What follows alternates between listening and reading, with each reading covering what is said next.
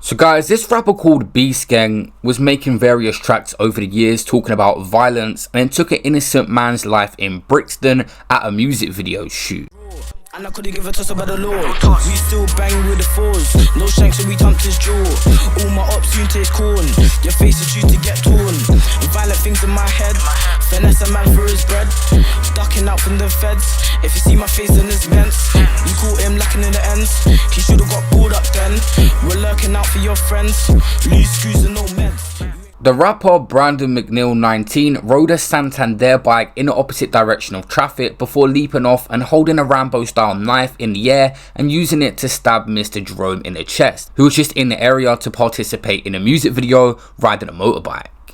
The victim, Shane Jerome, unfortunately lost his life at the scene. Now why is the question? A lot of Lamborghinis and expensive things in this music video, and him being a rapper himself may have been a hint of jealousy there, and apparently it was just the wrong place and the wrong time for Shane. The paramedics had rushed to the scene to save Mr. Jerome's life, but unfortunately he had a stab wound to the heart and could not be saved.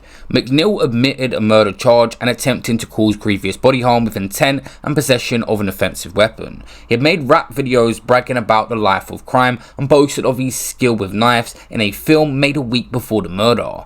Wearing a grey jumper and round glasses, McNeil appeared at the Old Bailey and was given a life sentence with a minimum of 24 years in jail. The Old Bailey was told that this man had an unhealthy interest in knives. In a CCTV play during the hearing, McNeil was shown riding a bike towards the victim, who was caught in between a car and a bus. He then leapt from his bike and stabbed a 23-year-old, piercing his heart. He also swung the knife at a second man on a quad bike. McNeil was tracked down and arrested by forensic officers 2 weeks later.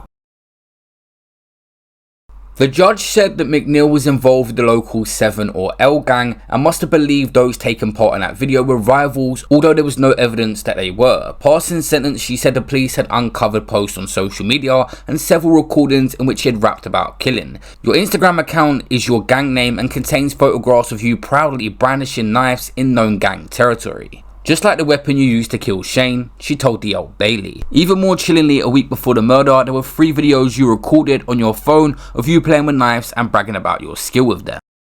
At 17 past 8 on that evening, whilst the vehicles were stopped at traffic lights by Brixton Station, the convoy was set upon by a group of 5 males. It was clearly planned since the attackers targeted the vehicles and their occupants. McNeil had stabbed Shane to death. The killer tried to stab another victim seated on a quad bike but missed. The surprise attack was over as quickly as it started. The terrified occupants in his chute ran for their lives. CCTV of the attack was played in court. Shane tried to back away but was unable to get very far, the prosecutor said. The defendant charged at Shane with the knife in the air, ready to strike, and there was simply nothing he could do to ward off the attack.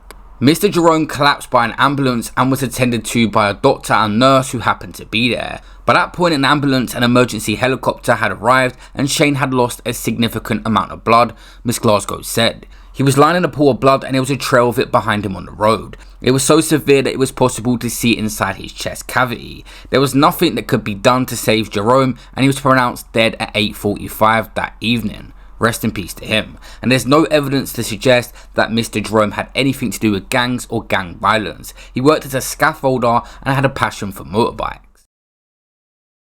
My thoughts are with Shane's family, a horrible story of an innocent man just in the wrong place at the wrong time. That is it for this video, guys. Make sure you drop a like and you can follow me over my Instagram for more updates as well. See you in the next one. Peace out.